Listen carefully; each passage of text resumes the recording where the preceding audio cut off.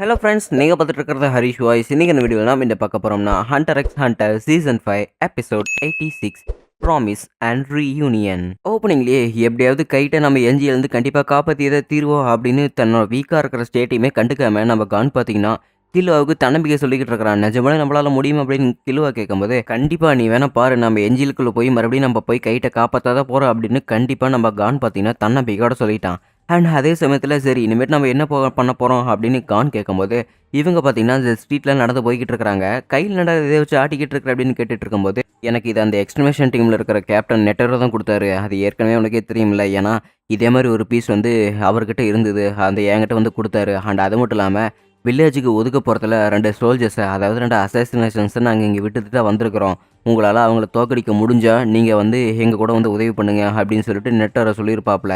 So அதுக்காக தான் நான் இந்த பீஸ் வச்சுருக்கிறேன். ஸோ இதே மாதிரி ஒரு பீஸ் கண்டிப்பாக வேறு யாருக்காவது இருக்குன்னு நினைக்கிறேன். அதனால் நம்ம மறுபடியும் அந்த மெயின் ஸ்டேடியத்துக்கு உள்ளே போய் பார்க்கலவா, அந்த போர்டில் ஏதாவது எழுதியிருக்கு அப்படின்னு பார்க்கும்போது அந்த இடத்துல எழுதியிருக்கிறத அழிச்சிருக்குது. அப்படின்னா நம்மளை யாரோ பின்தொடர்றாங்க அப்படின்னு கிலுவா புரிஞ்சுக்கிட்டான். ஸோ நீங்கள் 2 பேரும் தான் நம்ம மாஸ்டர் சொன்ன அந்த ஆளுங்களா அப்படின்னு சொல்லிட்டு இருக்கிறாங்க. என்னென்னு பார்த்தா பின்னாடி ஒரு பொண்ணு பயங்கரமாக முடியெல்லாம் விரிச்சு போட்டுக்கிட்டு பேய் மாதிரி நின்றுக்கிட்டு இருக்குது. ஸோ நீங்கள் 2 ஸ்டூடெண்ட்ஸும் தான் கிலுவா கானா அப்படின்னு சொல்லிட்டு அவள் ஆச்சரியமாக பேசிக்கிட்டு இருக்கிறா. ஆமாம், நீங்கள் யார் அப்படின்ட்டு இருக்கும்போது, நான் க்னோ சென்சையோட ஒரு ஸ்டூடெண்ட்டு, என்னோட பேர் பாமு, அவர் உங்களை பற்றி சொல்லவே இல்லையா? சரி பரவாயில்ல வாங்க, நான் என்னோட இன்ட்ரடக்ஷன் கொடுத்துக்கிறேன் அப்படின்னு சொல்லிட்டு அவங்கள தனியாக பார்த்தீங்கன்னா ஒரு ரூமுக்கு கூட்டிகிட்டு போய்கிட்டு இருக்கிறா. ஆக்சுவலி க்னோ சென்சை ரொம்பவே அழகான மாதிரி இருப்பார் தெரியுமா? ஏன்னா நான் பார்க்குறதுக்கு ரொம்பவே கஷ்டமாக பாவமாக தான் இருப்பேன். பட் அந்த மாதிரிலாம் கிடையாது. நான் எனக்கு பிடிச்ச விஷயங்களை செஞ்சுக்கிட்டே இருப்பேன். அண்ட் அது மட்டும் இல்லாமல் என்னோட பவர் நீங்கள் 2 பேர் தான் கரெக்டாக கிலுவா கானா இருக்கும் அப்படின்னு கெஸ் பண்ணி கரெக்டாக கண்டுபிடிச்சிருச்சு. அது ஒன்றும் கரெக்டாக இருக்குது பாரேன் அப்படின்னு சொல்லிட்டு தன்னோட சென்சையோட பெருமையும் அப்புறம் இவரோட பெருமையுமே பார்த்தீங்கன்னா எடுத்து எடுத்து சொல்லி, குடிக்கிற சர்க்கரையில் டீ கொஞ்சம் கம்மியாக இருந்திருக்குதாட்டு இருக்குது. சரி என்ன இத்தனை சர்க்கரை போட்டு குடிச்சிக்கிட்டு இருக்கல அப்படின்னு சொல்லிட்டு நம்ம கானெல்லாம் ஆச்சரியமாக பார்த்துக்கிட்டு இருக்கிறான். எதுவோ போங்க, பட் இருந்தாலுமே எனக்கு க்னோ சென்சை மேலே அந்த மாதிரி ஃபீலிங் எல்லாம் எதுவுமே கிடையாது அப்படிங்கிறாங்க. ஐயோ என்னது இந்த மாதிரியெல்லாம் பண்ணிக்கிட்டு இருக்கிறா, கர்ண கொடூரமாக இருக்குது பார்க்கறதுக்கு அப்படிங்கிறாங்க. பை த வே நீங்கள் 2 பேருமே எதுக்காக இங்கே வந்திருக்கிறீங்க அப்படின்ட்டு இருக்கும்போது, நாங்கள் மறுபடியும் என்ஜிஎல்ல உள்ளே போகிறதுக்காக இங்கே ஸ்ட்ராங்கஸ்டாக வந்திருக்கிறோம் அப்படிங்கிறாங்க. ஓ அட ஆமாம்ல, ஏற்கனவே என் க்னவ் சென்சை வந்து சொன்னார் 2 பசங்க இங்கே வருவாங்க, அவங்களுக்கு நல்ல ட்ரைனிங் கொடுக்கணும் அப்படின்னு சொல்லிட்டு. பை த வே நான் அதுக்கு சூஸ் அண்ட் ஒன் கிடையாது, நான் உங்களுக்கு ட்ரைனிங் கொடுக்க முடியாது அப்படிங்கிறாங்க. என்னது நீ ட்ரைனிங் கொடுக்க முடியாதா அப்படின்னா வேறு யார் கொடுக்க போகிறாங்க அப்படின்ட்டு இருக்கும்போது, ஆக்சுவலி ட்ரைனிங் வந்து என்னால் கொடுக்க முடியாது, பட் நீங்கள் 2 பேர்த்து கூட போட்டி போட்டாகணும். அந்த 2 பேர் யாருன்னு உங்களுக்கே தெரிஞ்சா நிஜமாலுமே செம டென்ஷன் ஆயிடுவீங்க. நீங்கள் கோவப்படுறீங்களோ இல்லையோ, கண்டிப்பாக எனக்கு செம கோவம் வந்துக்கிட்டு இருக்குது. ஏன்னா அவங்க மொரல் ஸ்டூடெண்ட்ஸு, எனக்கு அவனுங்களை நினச்சாலே செம கடுப்பாகிக்கிட்டு இருக்குது அப்படின்னு சொல்லிட்டு அவளோட காஃபி எல்லாமே பார்த்தீங்கன்னா அப்படி கப்பல் இருந்து அப்படி வலிஞ்சு வலிஞ்சு ஊற்றிக்கிட்டு இருக்குது. இவன் என்ஹான்சராக இருப்பாளா இருக்குது அப்படின்னு சொல்லிட்டு நம்ம காண ஆச்சரியப்பட்டுக்கிட்டு இருக்கிறான். அண்ட் அதே சமயத்தில் அந்த 2 பசங்களை பார்த்தா எனக்கு செம கடுப்பாகும். ஏன்னா நானுமே என்ஜிலுக்குள்ளே அவர் கூட போயிருக்க வேணும். ஆனால் அவங்க எல்லாருமே நீங்கள் வருவாங்க அப்படின்னு ஒரு காரணத்துக்காக என்னை இதே சமயத்தில் விட்டுட்டு போயிட்டாங்க. எனக்கு தெரிஞ்சு மொரல் சென்சையோட ஸ்டூடெண்ட்ஸ் தான் நீங்கள் தோக்கடிக்கணும் அப்படின்னு நினச்சிக்கிட்டு இருக்கிறேன். ஸோ அதில் ஒருத்தனோட பேர் ஷூட்டு, இன்னொருத்தனோட பேர் க்னக்கிள் பைன் அப்படின்னு சொல்லிக்கிட்டு இருக்கிறாங்க. அவனுக்கு 2 பேருமே கொடுமையானவங்க. அவனுங்களெல்லாம் பார்த்தாலே எனக்கு செம வெளுக்கணும்னு தோணும். ஸோ அதனால தான் நான் தனியாக போகலான்னு பார்த்தேன். பட் எனக்கு ஒரு வேலை கொடுத்து என்னோட சென்ஸை இங்கேயே இருக்க வச்சுட்டாங்க அப்படின்னு அந்த பொண்ணு பேசிக்கிட்டு இருக்கிறா. அதாவது பாம்பு பேசிக்கிட்டு இருக்கிறா. இன்னொரு பாரில் கட்டிக்கிட்டு இருக்கிறாங்க. அந்த ஷூட்டுக்கு நக்கலை கட்டிக்கிட்டு இருக்கிறாங்க. ஷூட் அப்படிங்கிறவன் அந்த கட்டையோட அச்சை பார்த்தீங்கன்னா தன்னோட கையில் ஒரு சிம்பிளாக போட்டுக்கிட்டான். அதே சமயத்தில் இந்த கிளக்கில் அப்படிங்கிறவன் அந்த சண்டை போடுறதுக்கு தயாராக இருக்கிறான். அவனுக்கு துட்டிக்குது குஜம் அப்படியே. டேய் எங்கடா இருக்கிறீங்க, வெளியே வாங்கடா அப்படின்னு சொல்லிட்டு மைக் செட்டு கட்டிக்கிட்டு அவன் பாட்டுக்கு ரோட்டில் கத்த ஆரம்பிச்சிட்டான். நீ யாரா வேணாரு எவனா வேறாரு, அந்த எக்ஸ்கிரிமேஷன் டீமை செலக்ட் பண்ணி வச்சிருக்கிற ஒரு 2 பேர் நீங்கள் கண்டிப்பாக இருப்பீங்கல்ல, அவனுக்கு 2 பேருமே இன்றைக்கி நைட்டு 12 மணிக்கு என் கூட சண்டை போடுறதுக்கு வந்துருங்கடா அப்படின்னு சொல்லிட்டு கத்திக்கிட்டு இருக்கிறான். ஊர் மக்கள் எல்லாருமே என்னடா சண்டை போட வாடா வாடான்னு கூப்பிட்றே தவிர எந்த இடம்னு சொல்ல மாட்டேங்கிறீ அப்படின்னு சொல்லிட்டு ஊர் மக்கள் நினச்சிக்கிட்டு இருக்கிறாங்க. நீங்கள் பார்த்துக்க, நீ ஏதோ ரொம்ப சக்தி வாய்ந்தனவே இருந்துக்க, என்ன வேணாலும் இருந்துக்க, ஆனால் நீ என் கூட நைட்டு சண்டை போட்டு வந்தாவணும் அப்படின்னு நம்ம கிலுவாவை பாஸ் பண்ணி தான் போய்கிட்டு இருக்கிறான். ஓ அப்படின்னா நீங்கள் எல்லாருமே இப்படி தான் ஆள் பிடிச்சிட்டு இருக்கிறீங்களாடா அப்படின்னு சொல்லிட்டு கிலுவை நினச்சி பார்த்துக்கிட்டு இருக்கிறான். ஆக்சுவலி நான் அவனுங்களை கடந்து தான் வந்தேன். ஏன்னா அவனுங்களுக்கு நம்மளோட பேர் தெரியல, பை த வே நம்ம எப்படி இருப்போன்னு கூட தெரியல. ஸோ அது நமக்கு ஒரு அட்வான்டேஜ். பை த வே எனக்கு அவனை பார்த்தோன்னே தெரிஞ்சிருச்சு, அவன் ரொம்பவே கடுமையாக இருப்பான்னு நினைக்கிறேன் அப்படின்னு சொல்லிட்டு நம்ம கிலுவை சொல்லிக்கிட்டு இருக்கிறான். அவன் பார்க்குறக்கு எப்படி இருந்தா அப்படிங்கும்போது அவன் ரொம்பவே ஸ்ட்ரென்த்தாக இருந்தான்டா, நம்ம எல்லாமே அவனை ஜெயிக்கிறதுக்கு கொஞ்சம் கஷ்டம்தான் அப்படிங்கிறாங்க. ஆனாலுமே பரவாயில்ல, நம்ம எப்படியாவது சீக்கிரமாக போயாகணும். ஏன்னா நமக்கு கொடுத்துருக்கிற மாதம் வந்து ரொம்பவே கம்மி. ஒரே ஒரு மாதத்தில் நம்ம என்ன பண்ண முடியும்? ஏன்டா அது மட்டும் இல்லாமல் நம்ம ஓவர் எஸ்டிமேட் பண்ணக்கூடாது. ஏன்னா ஓவர் எஸ்டிமேட் பண்ணி தான் நம்ம பண்ணக்கூடாத தப்பு எல்லாமே ஏகப்பட்ட விஷயங்களை பண்ணிக்கிட்டு இருந்துருக்கிறோம். நம்மளோட பவர்ஸை நமக்கு ஏற்ற மாதிரி கரெக்டாக சூஸ் பண்ணிக்கணும். அண்ட் அது மட்டும் இல்லாமல் நம்ம வச்சிருக்கிற பவரை கரெக்டாக அண்டர்ஸ்டாண்ட் பண்ணி பழகினா தான் நாம் கொஞ்சமாவது ஸ்ட்ரென்த் ஆக முடியும். பட் அது மட்டும் இல்லாமல் இன்னும் நிறைய விஷயங்கள் நம்ம கற்றுக்க வேண்டியது இருக்குதுடா கான் அப்படின்னு சொல்லிட்டு கிலுவா இங்கே சொல்லிக்கிட்டே இருக்கிறான். அண்ட் அதே சமயத்தில் இவங்க 2 பேருமே சாப்பிட்டுக்கிட்டு இருக்கிறாங்க. சரி கிலுவா, நீ சொல்கிற மாதிரி நம்மளோட ஃபண்டமெண்டல் பவர்ஸில் நம்ம கவனம் செலுத்தலாம். அண்ட் அதனால தான் நம்மளோட பவர் இன்க்ரீஸ் ஆகும் அப்படின்னா நான் கண்டிப்பாக செய்வேன். அண்ட் அது மட்டும் இல்லாமல் நீ நானும் ஒன்றா சேர்ந்து ஏதாவது ஒரு பிளான் போட்டு ஸோ போன தடவை நம்ம கெந்த்ரூ எப்படி தோக்கடிச்சோம் அதே மாதிரி இந்த தடவை தோக்கடிச்சாகணும். ஏன்னா அப்போ தான் நம்மளால் நம்மளை சார்ந்தவங்களை வந்து காப்பாற்ற முடியும். ஏன்னா ஏற்கனவே ஒருத்தர் நம்மளோட உயிரை காப்பாற்றுற அப்படிங்கிற பேரில் ஒரு ஆர்கனை அவர் இழந்துட்டாரு. ஆனால் இந்த தடவை நம்ம கண்டிப்பாக அந்த மாதிரி எதுவுமே நடக்க விட மாட்டோம். முதல்ல நம்ம இங்கேருந்து கிளம்பி நம்மளோட இடத்துக்கு போகலாவா அப்படின்னு சொல்லிட்டு இவங்க 2 பேரும் பேசிட்டு வீட்டுக்கு போய்கிட்டு இருக்கிறாங்க. பை த வே கில்லுவா, நமக்காக எவ்வளோ நாள் டைம் கொடுத்தாங்க? 1 மாதம் தானே அப்படிங்கிறாங்க. ஆமாம், அந்த 1 மாதத்துக்குள்ளே நம்ம எப்படியாவது ஸ்ட்ராங்கஸ்ட் ஆகணும் அப்படின்னு நெட்டராக சொன்னாப்புல அப்படின்னு கில்லுவா சொல்லிக்கிட்டு இருக்கிறான். 1 மாதம்லாம் பத்தவே பத்தாது, இன்னும் 1 வாரத்தில் நம்ம ஸ்ட்ரென்த் ஆகி இங்கேருந்து கிளம்புறோம் அப்படின்னு சொல்லிட்டு பார்த்தீங்கன்னா கான் பேசும்போது சப்புன்னு கதவு திறந்தோடனே பார்த்தீங்கன்னா கானுக்கு அடி விழுகுது. கான் பறந்து போகிறான். என்னென்னு பார்த்தா பிஸ்கி தான் நிற்கிறா. பிஸ்கி, நீங்கள் என்ன பண்ணிக்கிட்டு இருக்கிற அப்படின்னு சொல்லிட்டு நம்ம கில்லுவை கேட்கும்போது நான் என்னோட பவர் வச்சுக்கிட்டு கண்டுபிடிச்சேன், அதனால தான் நான் இவங்களை இங்கே கூட்டிகிட்டு வந்தேன் அப்படிங்கிறாங்க. அப்படின்னு உங்கள் 2 பேர்த்துக்கு ஏற்கனவே தெரியும் அப்படிங்கும்போது சேச்சே, நான் உங்களோட பேக்ரவுண்ட்ஸை சர்ச் பண்ணி பார்த்தேன் என்னோட பவரை வச்சு. அதில் இந்த பிஸ்கிங்கிற பொண்ணு உனக்கு இருந்ததுன்னு தெரிஞ்சுது. ஸோ அதனால தான் இவங்களை கூட்டிகிட்டு வந்தேன். இந்த பிளான் மட்டும் ஃபெயிலியர் ஆச்சு, உங்களை நான் கொல்லாமல் விடவே மாட்டேன் அப்படின்னு சொல்லிட்டு அந்த பேசிக்கிட்டு இருக்கிறா.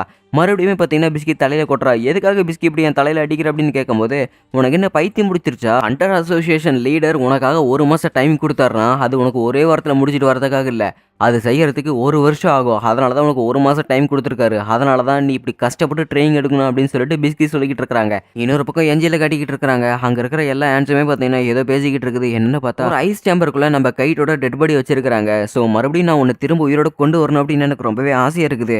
ஏன்னா நான் கூட அந்த மாதிரி சண்டை போடணும் அப்படின்னு சொல்லிட்டு இந்த பொண்ணு நெஃபர்பிட்ட வந்து பேசிக்கிட்டு இருக்கிறா. இன்னொரு பக்கம் நம்ம கானு கில்லுவா 2 பேருமே பார்த்தீங்கன்னா ட்ரைனிங் எடுக்க ஸ்டார்ட் பண்ணிட்டாங்க. இன்னும் ஒரே வாரத்துலலாம் கிடையாது, இன்னும் நீங்கள் அதை ட்ரைனிங் எடுக்கிறதுக்கு 1 வருஷம் ஆனாலும் ஆகலாம். நீங்கள் கடுமையாக ட்ரைனிங் எடுத்துக்கிட்டே இருக்கணும் அப்படிங்கிறாங்க. சரி, என்ன ட்ரைனிங் எடுக்கிறது அப்படிங்கும்போது சரி உங்களுக்கு ரென்னை பயன்படுத்த முடியும்ல அப்படிங்கிறாங்க. முடியும் அப்படிங்கிறாங்க. சரி அப்படின்னா 3 மணி நேரம் தொடர்ந்து உங்களோட ரென்னை நீங்கள் பயன்படுத்திக்கிட்டே இருங்க அப்படின்னு சொல்லிக்கிட்டு இருக்கிறா. என்னது 3 மணி நேரமா அப்படின்னு சொல்லிட்டு ஆச்சரியப்படுறாங்க. டே, உன்னால் எவ்வளோ நிமிஷம் தான் இருக்க முடியும் அப்படின்னு சொல்லிட்டு நம்ம கான் கிலோவை கேட்கும்போது மேக்ஸிமம் என்னால் 55 நிமிஷம் தான் இருக்க முடியும், அதுக்கு மேலே இருக்க முடியாது அப்படிங்கிறாங்க. பட் 1/2 மணி நேரத்துலேயே பார்த்தீங்கன்னா 2 பேருமே வாஷ் அவுட் ஆகி மயக்கம் போட்டு விழுந்துட்டாங்க. இவங்களுக்கு எதுவுமே பண்ண முடியல. என்னாச்சு? ஏதோ ஈஸியாக இருப்பேன் அப்படின்னு சொன்னீங்க, பட் அந்த மாதிரிலாம் எதுவுமே தெரியல. ஸோ அதனால் நீங்கள் தினமும் இப்போ இதை மட்டும்தான் பண்ணியாகணும். நீங்கள் எப்போ முழுசாக 3 மணி நேரம் இந்த மாதிரி ரென்னை பயன்படுத்தி நிற்கிறீங்களோ அப்போ கண்டிப்பாக நீங்கள் இந்த பவரை இன்க்ரீஸ் பண்ண முடியும் அப்படிங்கிறாங்க.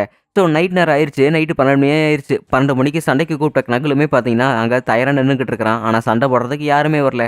இவனுக்கு ஆப்போசிட்டாக ஒரு பப்பி தான் நின்று விளையாண்டுக்கிட்டு இருக்குது. அந்த பப்பி இவனை பார்த்துக்கிட்டு அப்படியே துள்ளி குதிச்சு விளையாண்டுக்கிட்டு இருக்குது.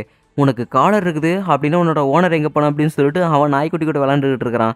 இன்னொரு பக்கம் நம்ம பசங்க அவங்களோட ரென்னை பயன்படுத்தி ரொம்பவே டயர்டாகி அப்படி கீழே படுத்துட்டாங்க. சரி, இவ்வளோ நேரம் நீங்கள் கஷ்டப்பட்டு ட்ரைனிங் எடுத்துருக்கிறீங்க, உங்களுக்காக ஒரு 1/2 மணி நேரம் ரெஸ்ட் கொடுக்குறேன், அதுக்கப்புறம் நீங்கள் முழிச்சுக்கணும்.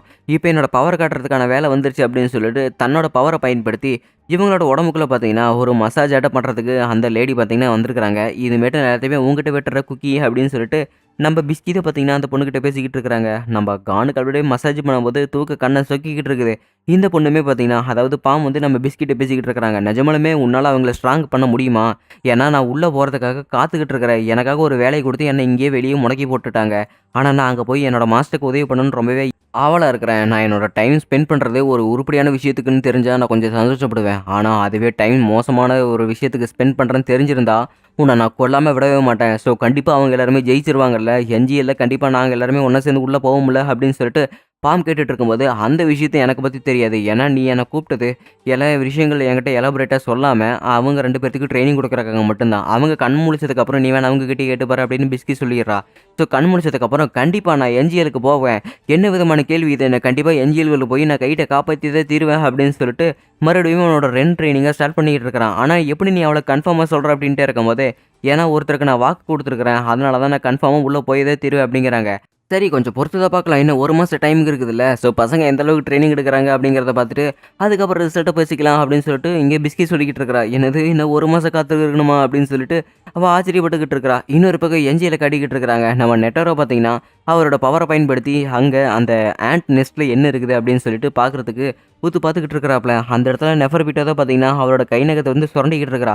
ஐயோ, அங்கே நடக்கிற விபரீதத்தை எல்லாமே பார்த்தா எனக்கே ஆச்சரியமாக இருக்குது. ஏன்னா அந்த பொண்ணு பார்க்குறதுக்கு என்னை விட ஸ்ட்ராங்காக இருப்பாளாட்டு இருக்குது அப்படின்னு நெட்டரோ பேசிக்கிட்டு இருக்கிறாப்ல. என்னது உங்கள விட ஸ்ட்ராங்கா இருப்பாங்களா? என்ன மாஸ்டர் பேசிக்கிட்டு இருக்கிறீங்க?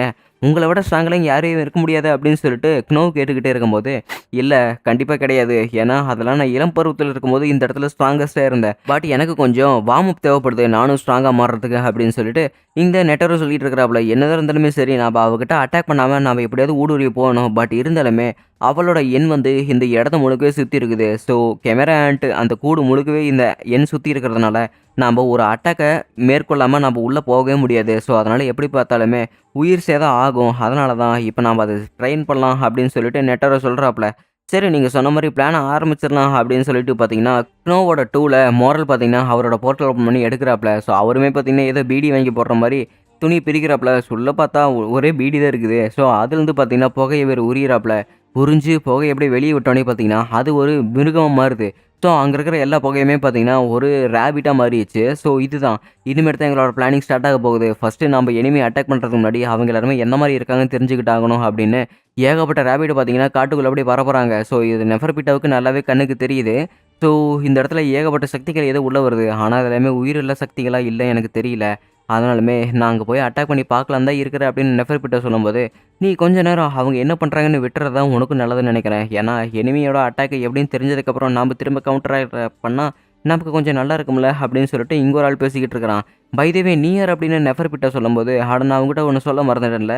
நான் தான் 3 ராயல் எலைட் கார்ட்ஸ்ல ஒரு ராயல் கார்டு. என்னோட பேரு தான் ஷயா பூஃப் அண்ட் அது மட்டும் இல்லாம மென்துது யூபி இன்னும் அவன் அவேக்கன் ஆகவே இல்ல அப்படின்னு சொல்லிட்டு இருக்கிறாங்க.